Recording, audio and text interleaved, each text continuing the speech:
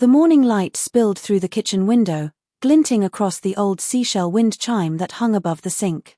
It had been there for as long as Margaret could remember, a quiet, tinkling reminder of her late husband, Richard, who had built it from the shells they'd collected together over 40 summers. Every chime was a memory. Every note, a whisper of what once was. Margaret stood quietly, hands wrapped around her mug of coffee, staring out at the beach that stretched beyond her back porch. The tide was low, the sand wet and dark, and the seagulls wheeled lazily in the misty air. She had lived here for 42 years. This house was more than just walls and windows. It was her heart, her refuge, her connection to him. Then, her daughter's voice broke the silence. "Mom, we need to talk." It was her only daughter, Jessica, 32, confident, city-sharp, the kind of woman who wore high heels to brunch and never let emotions slow her down. Margaret turned and smiled faintly. "Of course, honey. Sit down. I made your favorite blueberry pancakes." Jessica didn't sit. She stood by the table, holding her phone tightly. Her jaw was tense, and her eyes darted away. "Mom, we're leaving tomorrow. I've sold your beach house." The words fell heavy, like a wave crashing over Margaret's chest. At first, she thought she'd misheard. Then she laughed softly, nervously. "That's not funny, Jess." But Jessica didn't smile. "It's done. The papers are signed. We're moving you to the city, closer to me and Ethan. You'll love it there." The room seemed to tilt. Margaret set her mug down slowly, the porcelain clinking against the counter. You sold my house?" Jessica nodded, her tone clipped, as if she were explaining something logical, not emotional. "Mom, it's for your own good. This place is too much for you. You're alone here. What if something happens? You need to be somewhere safe, with family." Margaret stared at her daughter, the girl she'd raised in this very house, who had played in these sands and carved her initials into the dock. Her lips trembled. "Jessica, this is my family. This house. Your father's spirit is here. Our life is here." Jessica exhaled sharply. "Dad's gone, Mom. You have to stop living in the past." For a moment, neither of them spoke. Only the soft sound of waves filtered through the open window. Margaret turned away, her eyes glistening. "You didn't even ask me." Jessica's voice softened slightly. "I tried, Mom. Every time I brought it up, you shut down. You said you'd never leave. I had to make a decision. The offer was too good to refuse." Margaret's heart ached, not for the money, not for the betrayal, but for the quiet realization that her daughter no longer understood what this house meant. To her, it was real estate. To Margaret, it was the last piece of a life she'd lost. Jessica looked around the kitchen, the faded wallpaper, the wooden beams, the cluttered shelves of seashells and postcards. "You deserve better than this old place. There's a nice apartment waiting for you in Boston. I've already packed most of your things." Margaret's breath caught. "You packed my things?" Jessica nodded. "It's almost done." The sound of the ocean outside suddenly felt distant, like it was fading away. Margaret walked slowly to the window, clutching the sill. Her eyes found the dock, weathered, grey, still standing strong. She could almost see Richard sitting there, his fishing rod balanced across his knee, that easy smile that said, "Don't worry, Maggie. The sea always brings things back." But this time, she wasn't sure it would. Jessica's husband, Ethan, entered from the porch. "Morning, Margaret," he said cheerfully, unaware of the storm inside. He kissed Jessica's cheek, then looked at Margaret. "I loaded the last boxes into the car. Movers will be here at noon." Margaret turned slowly. Her voice was low. "You both knew?" Ethan hesitated. Jessica answered for him. "Mom, please. Don't make this harder than it has to be." Margaret felt a flicker of something deep inside her, something between sorrow and defiance. She had always been gentle, patient, forgiving. But right now, she felt a quiet strength rising. She looked her daughter in the eye. "You think you know what's best for me, Jessica. But you don't know everything about this house." Jessica frowned. "Mom, don't start." "No," Margaret interrupted softly. "You don't understand. There are things here you don't know. Things your father left behind. Jessica sighed. Mom, please, not this again. I can't handle another one of your stories. Margaret smiled faintly. It's not a story. Jessica crossed her arms. Then what is it? Margaret turned back toward the ocean, her eyes misting with memory. A promise. That night, as Jessica and Ethan packed the last of the boxes, Margaret walked barefoot to the dock. The air was cool and heavy with salt. The moon hung low, painting silver across the waves. She knelt at the edge, her fingers brushing the old wooden planks. There, between the cracks, was a small brass key, rusted, half buried in the wood. She pried it loose and held it up to the moonlight. A tear slid down her cheek. I told you I'd keep it safe, Richard, she whispered. And I did. Behind her, the house stood silent, windows dark, memories sleeping inside. Tomorrow, it would belong to someone else. But tonight, it was still hers. She slipped the key into her pocket and walked back toward the porch. She knew what she had to do before morning. Because what Jessica didn't know was that the beach house held something no one else could ever sell, and if she left without it, everything would be lost. The night was quiet, almost too quiet. The kind of silence that wraps around you like a whisper, heavy with secrets you can almost hear but can't quite touch. The moonlight spilled through the lace curtains, brushing the old wooden floors of the living room where boxes now sat stacked like tombstones, marking the end of an era. Margaret sat on the couch, the brass key turning slowly between her fingers. She could feel the roughness of the metal, the tiny R&M initials carved into it, Richard and Margaret. Her husband had made it himself, decades ago. It opened something beneath the house, something she had promised never to reveal. Until now. Her mind drifted back to that summer day in 1983, the last time Richard had gone out on his boat. The sea had been calm that morning, the sun soft on the horizon. But he never came back. Only his boat washed ashore 2 days later, empty. No body. No goodbye. But before he left that morning, he had told her one thing, a sentence that had haunted her ever since. If anything ever happens to me, Maggie, the truth is under the floor. For 40 years, Margaret had never touched that spot, a loose board beneath the rug in their bedroom. She'd thought it was grief speaking. Maybe guilt. But now, as her daughter prepared to sell everything, as the movers were set to arrive in the morning, Margaret knew she couldn't leave without knowing what was really there. Down the hall, she could hear Jessica's voice from the guest room. Yes, the papers are finalized, Jessica said softly on the phone. Mom's resisting, but she'll come around. The buyer's wiring the rest tomorrow morning. A pause. Then, yes, I know it's emotional, but we need the money, Ethan. The debt isn't going away on its own. Margaret froze. Debt? She had no idea. Her daughter was struggling financially. So that's why she sold it. Not just for safety, but for money. Margaret's heart sank, not in anger, but in heartbreak. Jessica hadn't done it out of cruelty. She had done it out of desperation. And somehow, that hurt even more. At midnight, the ocean murmured softly against the shore as Margaret moved quietly to her bedroom. She lifted the rug with trembling hands, revealing the small, uneven plank near the corner. Her fingers found the old groove where Richard used to hide love notes and seashells. She inserted the key into the small lock she'd never noticed before. It clicked. The board lifted with a groan, releasing a puff of salt and dust. Inside, there was a small metal box, corroded, the color of old pennies. Her breath caught as she pulled it out. The initials RM were still faintly visible on the lid. She carried it to the nightstand, sat down, and opened it slowly. Inside were old photographs, dozens of them, showing her husband smiling beside a man she didn't recognize, on the very dock outside. They were standing beside a small wooden crate. In some of the photos, Richard was holding documents, and the stranger was handing him envelopes, thick with cash. Her pulse quickened. There were letters, too. One, dated a week before Richard vanished, was addressed to her.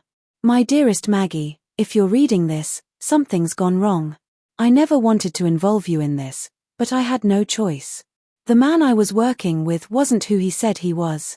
I was trying to make enough to pay off the loan on the house so you'd never have to worry. But I found out what he was really doing. I couldn't go through with it. I think he knows. If I don't come back, promise me you'll never sell this house. Everything, the truth, and our safety is tied to this place. Your love always, Richard. Margaret's vision blurred with tears. Her hands shook as she read the words again and again. All this time, her husband's death hadn't been an accident. And this house, the one Jessica had just sold, wasn't just her home. It was evidence. A secret buried by the waves. Suddenly, a sound came from the doorway. A soft creak. "Mom!" Jessica's voice. Margaret froze, shoving the box under the bed.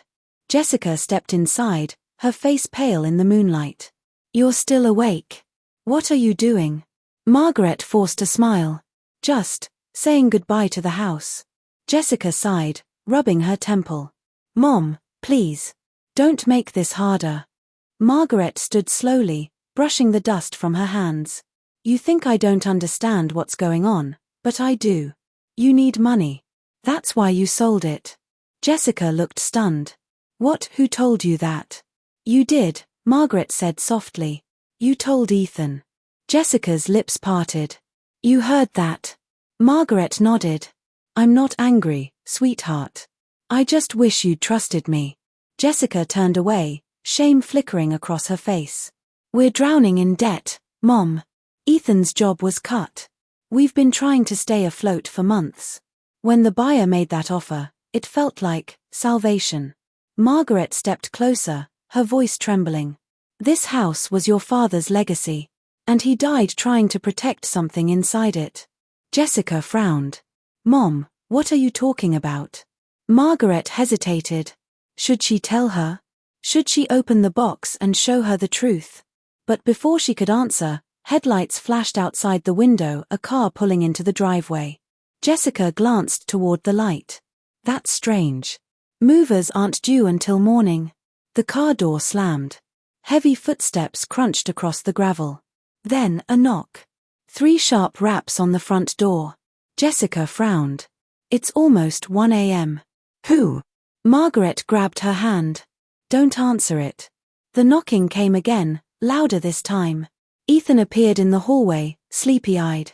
"What's going on?" Before anyone could respond, a man's voice came from outside, low, steady, familiar in a way that made Margaret's blood run cold. "Mrs. Wallace, it's been a long time." Jessica looked confused. "Who is that?" Margaret's heart stopped. She knew that voice. 40 years ago, she'd heard it on a stormy night, the same night her husband vanished. She whispered, "Jessica, get upstairs. Now." The wind outside howled against the windows, rattling the shutters like a warning. The ocean, once calm, had turned restless, waves crashing harder, echoing through the night. The air felt charged, as though the house itself knew that something buried for decades was about to rise again. The knock came once more, slow, deliberate. Thud. Thud. Thud. Margaret's breath hitched. Her fingers clenched around the old brass key still in her pocket. Jessica stood frozen beside her, confusion etched on her face. "Mom, who is that?" she whispered. Margaret's voice trembled, soft but firm. "Go upstairs, Jess. Lock the door. Don't come down until I tell you." Jessica frowned. "You're scaring me." "Please, Jessica," Margaret urged. "Just go." Ethan stepped forward, still half asleep but alert now. "I'll handle it," he said, moving toward the door. Margaret's heart dropped. "No, don't open it." But it was too late. Ethan's hand was already on the handle. The door creaked open, and a gust of cold sea air swept into the room, carrying the scent of salt and rain. A tall man stood on the porch. His coat was soaked, his face partly hidden beneath the brim of a hat. But even through the shadows, Margaret saw the unmistakable scar across his cheek, a thin white line that cut down to his jaw. Her chest tightened. It couldn't be. He was older now, but the eyes were the same, cold, calculating, and too familiar. "Evening," the man said calmly, his voice low and rough like gravel. "Didn't mean to startle anyone." Ethan frowned. "Can I help you?" The man's gaze shifted past him, straight to Margaret. "Actually, I'm here to see Mrs. Wallace." Jessica looked between them. "You know him?" Margaret's throat tightened. Yes, she whispered. I do. He stepped closer, the porch light revealing more of his face. The scar. The sharp jawline. The same piercing blue eyes that once appeared in her nightmares. His name came out of her mouth like a ghost returning. Calvin Reed. Ethan blinked. Who? Margaret's voice trembled. He was your father's business partner, before he disappeared. Calvin smiled faintly, but it wasn't a warm smile. It was the kind that never reached the eyes. Ah, so you remember me. Good. We have unfinished business, Mrs. Wallace. Jessica stepped protectively between them. What do you want? Calvin's gaze flicked toward her, curious, almost amused. You must be Jessica. You've grown. Jessica's brow furrowed. You knew me? Calvin nodded slowly. You were 6 when your father vanished. Cute kid. Used to bring him lemonade while we worked on the dock. Margaret's stomach turned. You have no right to be here. He tilted his head. Actually, I do. You see, the property's been sold to me. The words hit like thunder. Jessica's eyes widened. What are you talking about? Calvin reached into his coat and pulled out a folded envelope. The transaction went through this afternoon. Full payment cleared. Your husband handled the paperwork, Mrs. Wallace. You must be so proud. Jessica took the envelope, scanning the documents inside: the deed, the buyer's name, the signature. Her face went pale. It was real. The buyer's name read, Calvin Reed. Margaret's knees weakened. She gripped the back of the chair to steady herself. No. You can't. This house, it's not yours. Calvin's expression hardened. It always was mine, Maggie. Your husband owed me a debt. He thought he could keep what belonged to me, but I've been waiting 40 years to reclaim it. Jessica looked between them, panic rising. Mom, what is he talking about? Margaret closed her eyes, her voice barely above a whisper. Your father was working with him before he disappeared. They were supposed to make a deal, something to do with shipments coming through the docks. I thought it was business, but, she turned to Calvin. You were smuggling. Calvin chuckled darkly. Smuggling? Such a nasty word. Let's call it trading in restricted materials. Your husband agreed to help. Until he grew a conscience. Jessica's hand flew to her mouth. Oh my God. Margaret's tears glistened under the dim light. He found out what you were doing, didn't he? He tried to back out. Calvin took a slow step forward. And people who back out have accidents. Ethan's fists clenched. You killed him? Calvin's smile didn't fade. Let's just say the sea keeps its secrets. But your father wasn't as careful as he thought. He hid something from me, something I've spent 4 decades trying to find. Margaret's hand instinctively went to her pocket, feeling the small brass key burning against her skin. The box, she whispered before she could stop herself. Calvin's eyes sharpened instantly. Ah. So you do know. Jessica turned to her mother. Mom, what box? Margaret hesitated, her voice breaking. Your father hid proof, documents, photos, letters. Everything about what Calvin was doing. He told me to protect it, and never let anyone sell the house. Because once it's gone, the truth goes with it. Calvin's smirk faded. His tone dropped, dark and cold. Give it to me. Ethan stepped forward. You need to leave. But Calvin's hand moved swiftly to his coat, revealing the black grip of a pistol. The room froze. Jessica gasped. Oh my God, sit down, Calvin ordered, his voice calm but lethal. I didn't come here for a fight. I came for what's mine. Margaret stood tall, trembling but defiant. You'll never find it. Calvin's eyes narrowed. Don't make this harder than it has to be, Maggie. I've waited long enough. A moment of silence. The waves outside pounded against the shore, thunder rolling far in the distance. Then, headlights flashed again outside the window. Calvin turned sharply. Who else is here? Margaret blinked. No one. But the crunch of tires on gravel said otherwise. A second car had pulled up behind Calvin's, this one black, government-issued. The driver's door opened, and 2 men in dark suits stepped out, their flashlights cutting through the rain. Calvin cursed under his breath. "You called the police?" Margaret shook her head. "No. But maybe your past finally caught up to you." The agents reached the porch just as Calvin backed toward the kitchen door. He aimed the pistol toward Margaret. "Don't move." The front door burst open. "FBI. Drop your weapon." Calvin spun, firing once, the sound splitting the air like lightning. Glass shattered. Jessica screamed. Then silence. Margaret hit the floor beside the couch, ears ringing. When she looked up, she saw Calvin pinned against the counter, disarmed, one agent holding him down while the other cuffed his wrists. Jessica rushed to her mother. "Mom, are you okay?" Margaret nodded, breath shaking. "I'm fine. I'm fine." Ethan looked toward the agents. "How did you know to come?" One of them turned, lowering his weapon. "We've been tracking Mr. Reed for a long time. The deed transfer flagged his name. We suspected he'd come for something hidden in this property." Margaret's voice was soft, almost broken. "You mean the box?" The agent nodded. "If you have it, we'll need it for evidence." Margaret hesitated. Then, slowly, she reached under the bed and retrieved the small corroded box. She placed it gently into the agent's hands. Inside lay the proof her husband had died protecting. Calvin glared at her as they dragged him toward the door. "You should have stayed out of this, Maggie. You've ruined everything." Margaret met his gaze, steady, unflinching. "You ruined it yourself, Calvin. 40 years ago." The door slammed behind them, the sound echoing through the quiet house. For a long moment, no one spoke. The only sound was the rain hitting the windows and the low hum of the sea outside.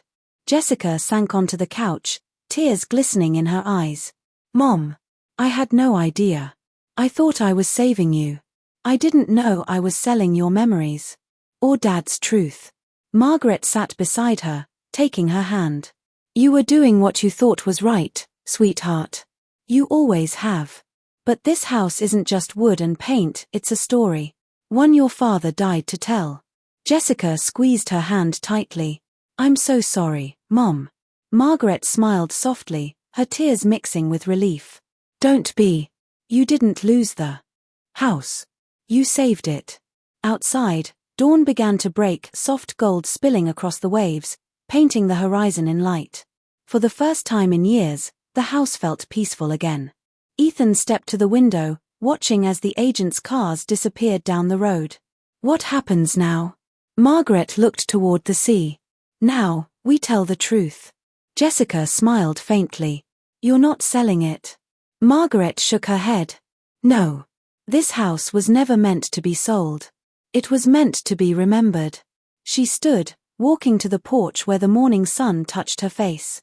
The wind carried the sound of gulls and waves, a familiar symphony she'd missed so deeply.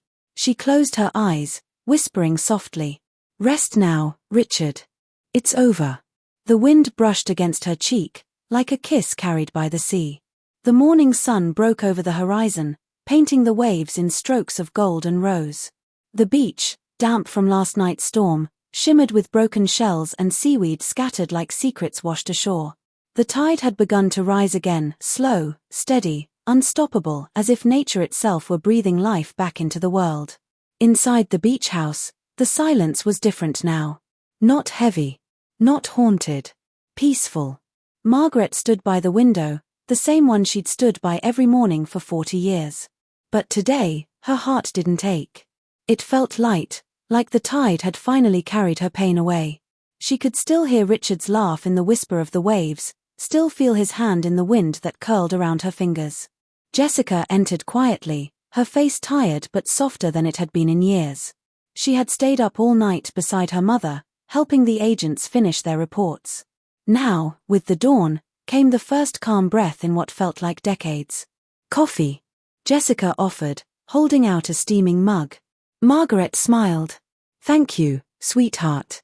They sat together at the kitchen table, the same spot where the storm had started the night before. But now the morning light filled the room, warm and forgiving. For a long while, neither spoke. The sound of the sea did all the talking. Then Jessica broke the silence. "Mom, What happens to the house now? Margaret looked around, her eyes gliding over the weathered beams, the seashell wind chime, the faded family photos lining the walls. It stays, she said quietly. For the first time in a long time, it finally gets to stay. Jessica nodded, tears forming again. I don't deserve this house after what I did. Margaret reached across the table, taking her hand. You were trying to protect me, Jess. You just didn't know what you were protecting me from. That's not something to be ashamed of. Jessica's voice wavered. I thought you were lonely here. I thought you needed saving. Margaret smiled sadly. Sometimes we mistake peace for loneliness. This place wasn't empty, it was full. Full of your father's memories. Full of love. You can't see it from the city, but out here, I was never really alone. Jessica looked down, squeezing her mother's hand. I see that now. Ethan entered then, carrying a box filled with the few things they hadn't packed. Agents said they're done. Calvin's in custody, they have enough evidence to reopen your father's case. Margaret nodded slowly. After all these years, the truth finally has a voice. Ethan set the box down gently. There's something else. One of the agents said the property could be marked as historical now, connected to the investigation. No one can sell or alter it without approval. Jessica's eyes widened. So it's protected? Margaret smiled faintly. Seems your father still found a way to keep his promise. The storm clouds were long gone. The beach sparkled with sunlight. Margaret walked slowly along the sand, her cane leaving soft prints behind her. Jessica followed a few steps back, watching her mother move with quiet strength. At the end of the dock, Margaret stopped. She looked down at the waves rippling beneath her, the same waters that had taken her husband so many years ago. I used to come here every night after he disappeared, she said softly. I thought maybe if I listened closely enough, I'd hear him again. I'd hear him call my name. Jessica's voice trembled. And did you? Margaret smiled, eyes on the horizon. Not until last night. Jessica stepped closer, resting a hand on her shoulder. What do you mean? Margaret reached into her pocket, pulling out the small brass key, the one Richard had made. She held it up to the light. When I found this again, it felt like he was saying goodbye. Like he was telling me I'd done my part. She pressed the key into Jessica's palm. It's yours now.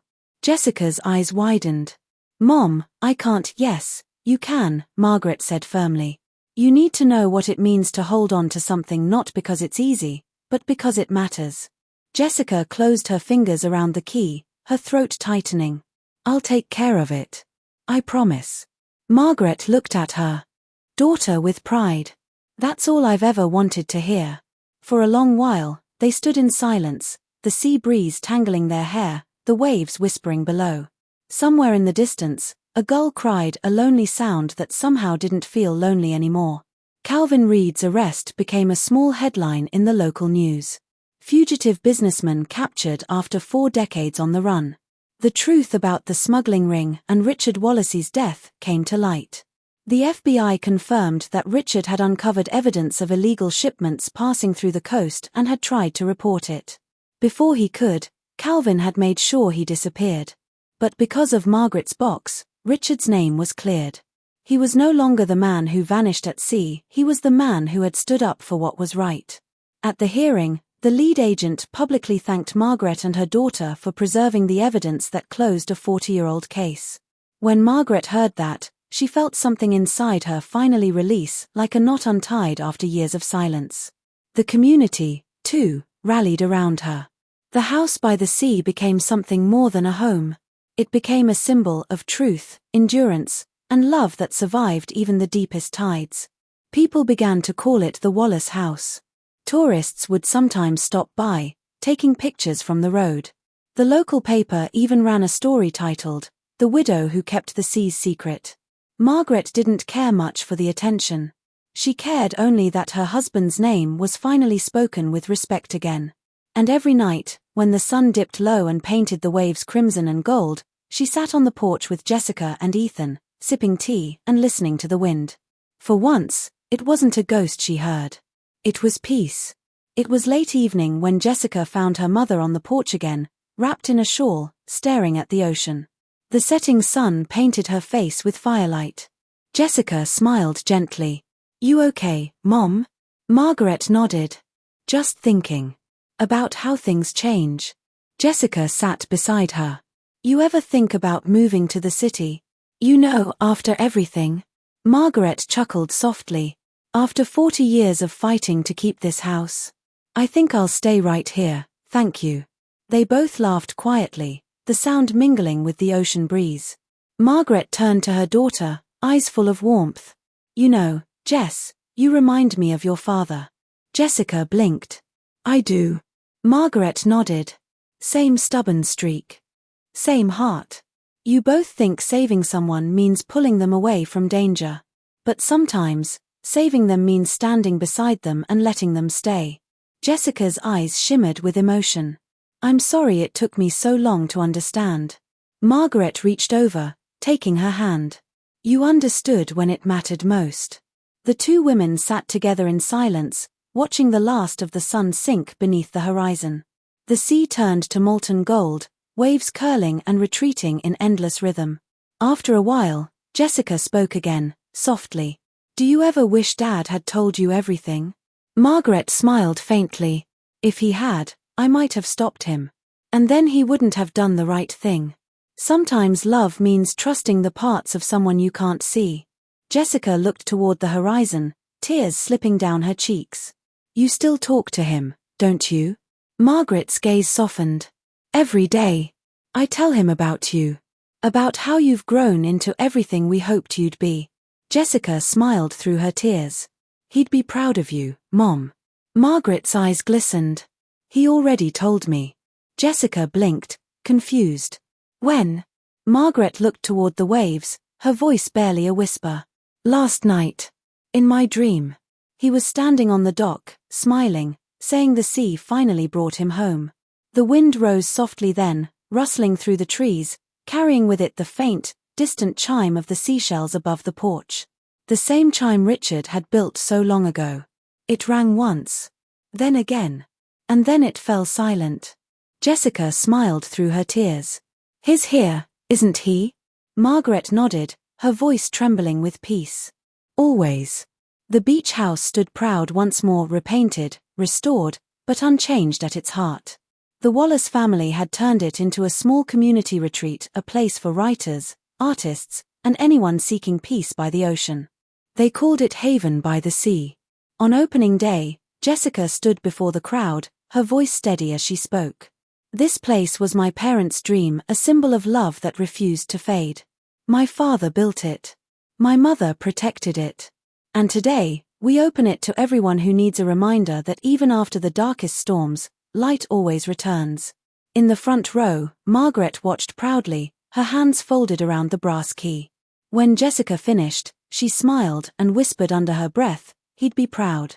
That night, after everyone left, Margaret stood alone on the dock. The moon hung bright above the waves.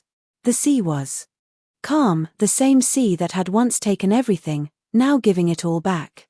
She closed her eyes, listening. The wind brushed her face. The waves whispered softly. And for the first time in 40 years, she heard his voice clearly. "You did it, Maggie. You kept us safe." Tears welled in her eyes as she smiled up at the stars. "I love you, Richard." A gentle wave lapped against the dock, almost like a reply. And as she turned to go back inside, the seashell chime swayed once more, one last whisper carried by the sea.